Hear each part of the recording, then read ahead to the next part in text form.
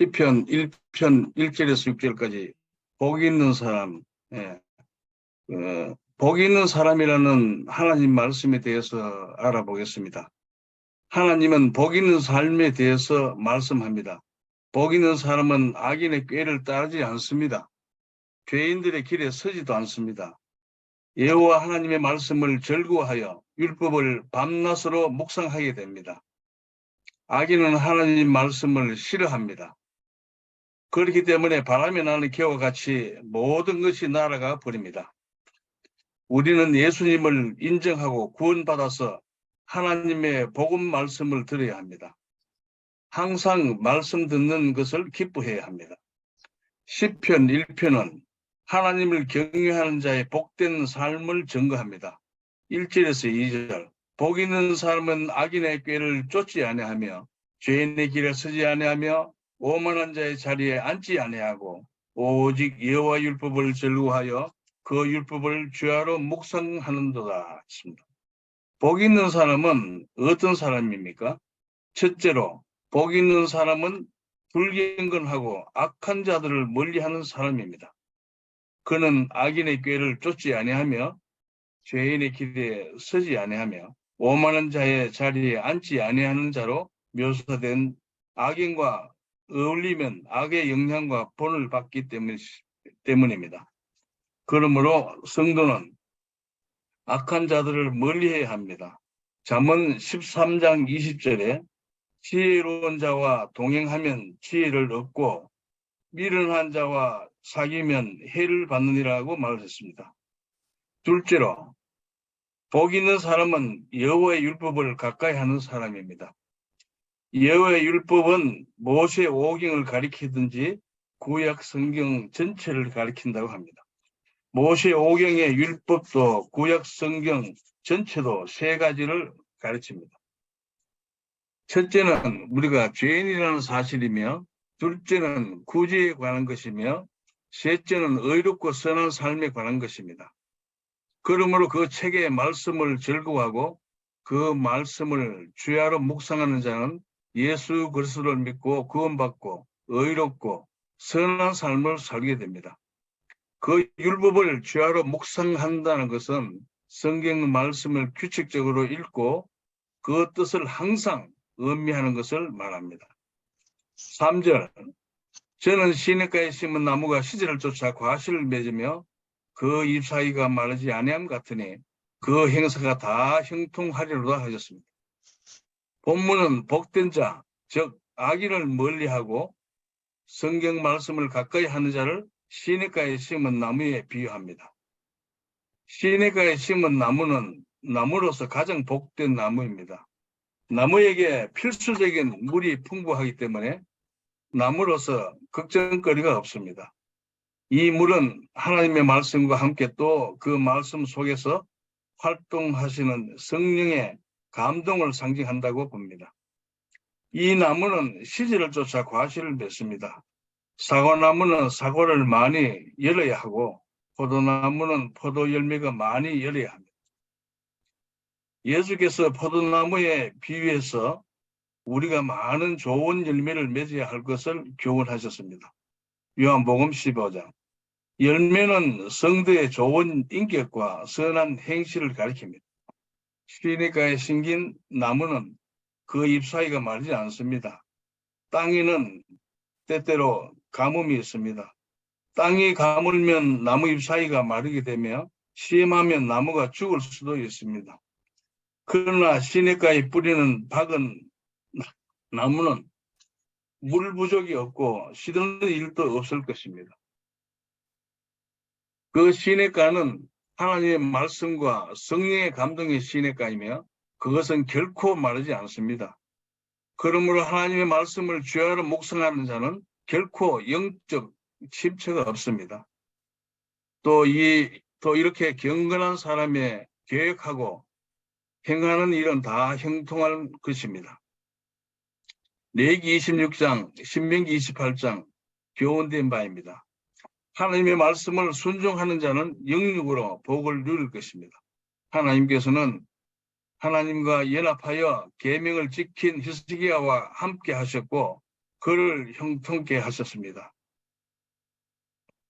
4절 5절 악인은 그릇이 않음이며 오직 바람이 나는 기와 같도다. 그러므로 악인이 심판을 견디지 못하며 죄인이 의인의 회중에 들지 못하리로다 했습니다. 본문은 악인즉 불경건하고 하나님의 말씀을 불순종하는 자가 복된 자와 전혀 다르다고 말합니다. 즉 악인은 선한 열매를 맺지도 못하고 가뭄을 타고 범사에 형통하지도 못하다는 뜻입니다. 본문은 악인이 바람이 나는 기와 같다고 말합니다. 이 바람은 세상의 풍조와 환란의 비바람 등을 가리킬 것입니다. 악인은 세상의 풍조를 따라 이리저리 방황하고 또 환란의 때에 매우 당황할 것입니다.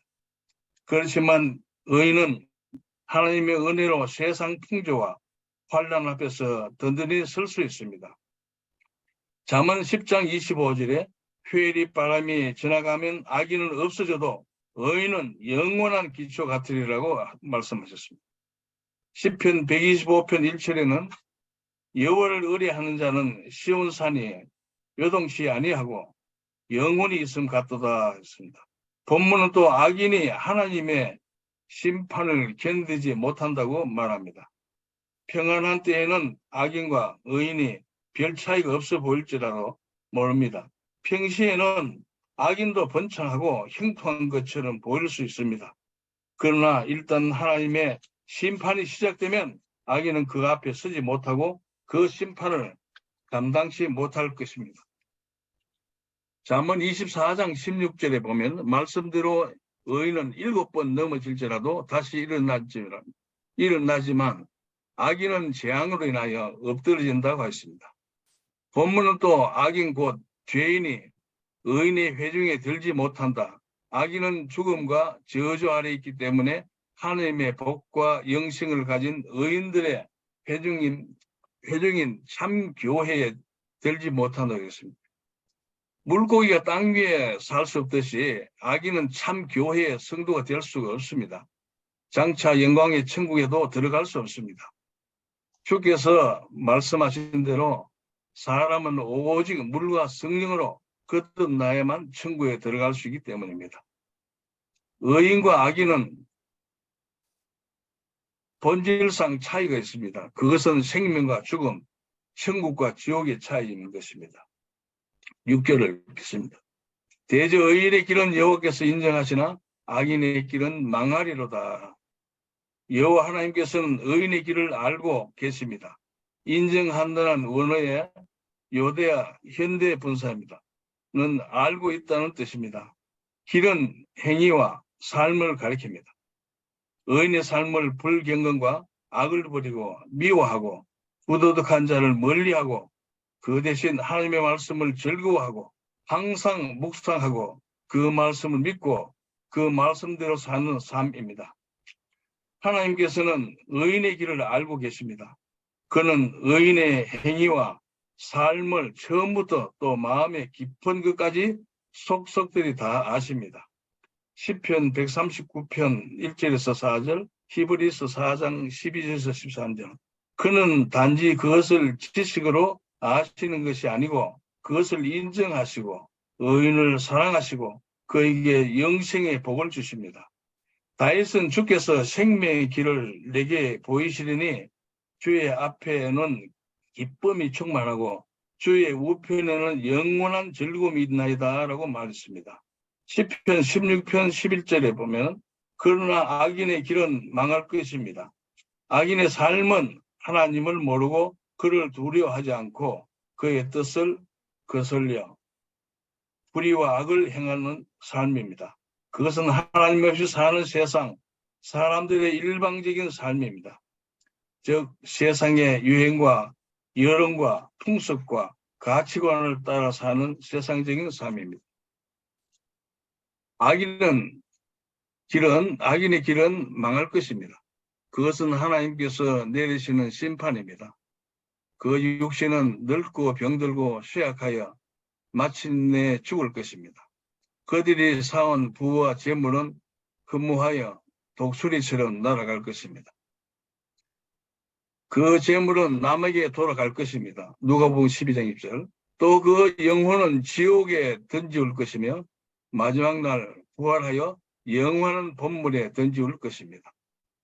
요한복음 5장 29절. 악한 일을 행한 자는 심판의 부활로 나오리라. 이와 같이 의인과 악인의 길은 확실히 다릅니다. 그 둘의 생활 목표가 다르고 가치관이 다르고 생활 방식이 다르고 그 결말이 다릅니다.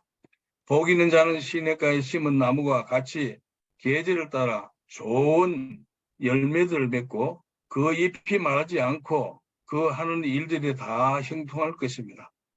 그러므로 우리는 악인이 되지 말고 의인이 되고 의인의 길을 걸읍시다. 우리는 모든 죄악된 일을 멀리하고 구주 예수 그리스도와 그의 의만 믿고 의지하고 하나님의 말씀 즉 성경 말씀의 교훈대로 순종하여 경건하고 의롭고 선하시고 진실하게만 삽시다. 그것이 복 있는 자의 삶입니다. 예, 아멘. 예.